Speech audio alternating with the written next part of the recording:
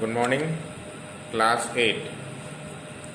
Today I am going to explain the remaining part of your second chapter of SST, Establishment of Company Power. Okay?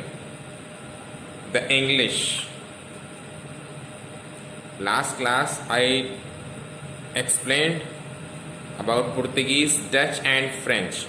But in this lecture I am going to explain about the English. By a charter from Queen Elizabeth of Britain on 31st December 1600, the British East India Company was established. Elizabeth जो कि England की महारानी थी, she was the queen of England first, Elizabeth first.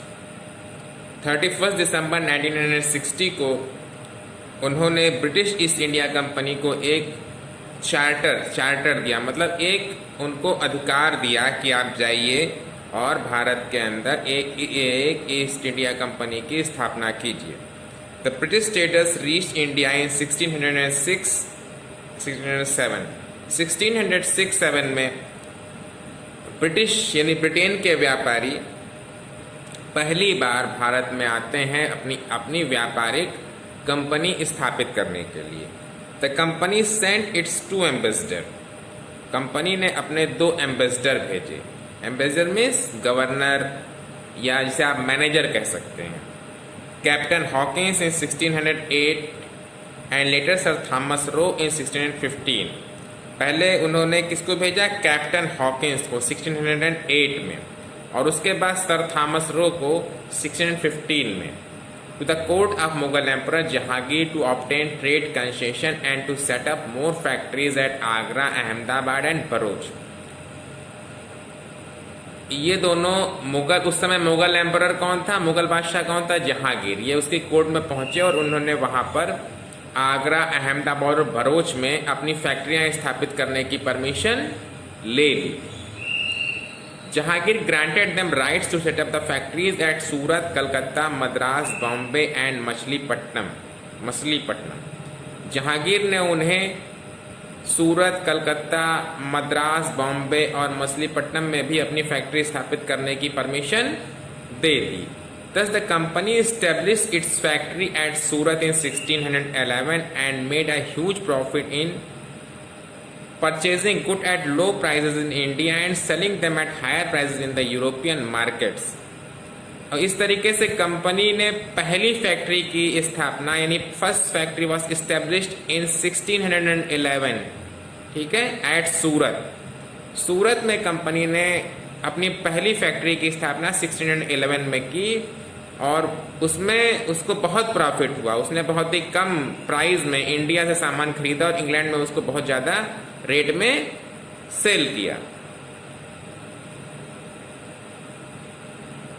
In 1691, the English received a farman from great Mughal Emperor Aurangzeb, which exempted the British Company from paying custom duties in Bengal. In 1691 में अंग्रेजों को Mughal emperor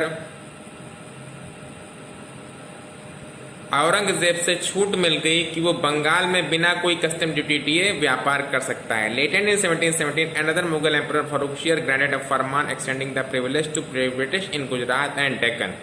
उसके बाद जो दूसरा जो बादशाह बना मुगल का, फर्रुखशियर, उसने इस परमिशन को और बढ़ा दिया ब्रिटिश को गुजरात और डेक्कन तक कि विदाउट कोई कस्टम ड्यूटी के वो अपने यहाँ पर व्यापार कर सकता है। This privilege helped the British to extension of their empire because this proved the main cause of conflict with native rulers. ये जो उनको प्रिविलेज मिला, जो उनको सहूलियत मिली, इससे उनके अंदर अपनी जो क्या कहते हैं, अपना जो है अपने साम्राज्य की स्थापना करने के लिए उनको इससे बहुत ज़्यादा हेल्प मिली, ठीक है। इसका मेन वजह था कि इसी वजह से जो दूसरे जो ब्रिटिश जो है रूलर्स थे, उनसे इनका कॉन्फ्लिक्ट शुरू हो गया। The British had political ambitions but they never give up the trade. जो ब्रिटिशर्स थे उनके अंदर क्या था, एक पॉलिटिकल एम्बिशन था, वो यहाँ पर अपनी सत्ता की स्थापना करने का मन बना चुके थे, लेकिन इसके साथ साथ में उन्होंने अपने व्यापार को कम करना बंद नहीं किया। Rather they mix politics with trade, इस तरीके से वो व्यापार और अपनी सत्ता दोनों की स्थापना के लिए हमेशा तत्पर रहते थे। They enriched their trade whenever they gained political power in any part. जिस पार्ट में उनकी अपनी पॉलिटिकल पावर स्थापित हो जाती थी, राजनीतिक सत्ता स्थापित हो जाती थी, वहां पर अपने ट्रेड को और अधिक बढ़ा देते थे। The volume of trade increased manifold, despite the fact that the British government imposed heavy duties on Indian. The volume of trade increased, जो व्यापार का जो सिस्टम था धीरे धीरे बढ़ता चला जा रहा था। Despite the fact that the British government imposed heavy duties on Indian goods. इसके अलावा जो ब्रिटिश गवर्नमेंट थी उसने भारतीय सामानों के ऊपर बहुत अधिक टैक्स लगा दिया। By the end of 18th century, the British had established themselves in India firmly. और 18th सेंचुरी में जो ब्रिटिश थे वो उन्होंने कंपनी को हटा करके सीधा यहाँ पर उसने अपनी सत्ता अपने हाथ में ले ली। ठीक है। The Anglo-French rivalry in India. By 18th century, the British and the French got established as the two major Western power in India. 18th century में British and French got the established as the two major Western powers in India. 18th century में भारत में दो मजबूत शक्तियों ने अपनी अपनी सत्ता की स्थापना के लिए प्रयास चालू कर दिया। Their trade competition forced the Portuguese and Dutch out of the Indian trade. उन्होंने अपनी ताकत से पुर्तगीज और डच जो पहले आए थे उनको यहाँ के कंपटीशन के दौर से उन्होंने उनको बाहर कर दिया। Therefore, for nearly 20 years from 1744 to 1763, the French and British fought for the control of trade and territory of India. 1744 से लेकर 1763 तक ब्रिटिश और फ्रेंच में आपस में लड़ाइयाँ होती रहीं। किस लिए? व्यापार और शक्ति की स्थापना, यानी कि पॉलिटिकल पावर की स्थापना, सत्ता की स्थापना करने के लिए दोनों आपस में संघर्षरत रहे। These wars were known as Karnataka वार। इस जो लड़ाई लड़ी गई इससे हम कर्नाटक वार के नाम से जानते हैं।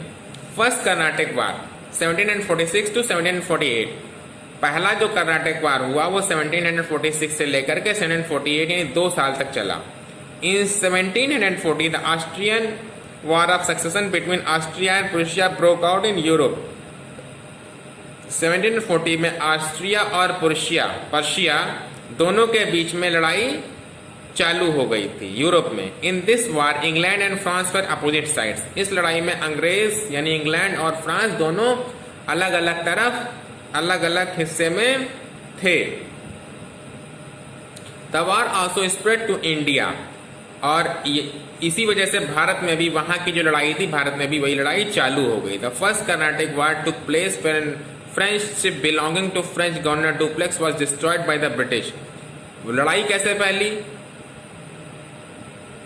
जब फ्रांसीसियों के जहाज को जो फ्रेंच गवर्नर डुप्लेक्स का था उसे ब्रिटिश आर्मी ने नष्ट कर दिया, खत्म कर दिया। In turn, the British settlement at Fort St. George in Madras was attacked by the French under Joseph Dupleix with the help of newly arrived French fleet and was occupied by the French। उसके against में duplex जो वहाँ का governor था फ्रांसीसियों का, उसने अंग्रेजों के एक किला फोर्ट सेंट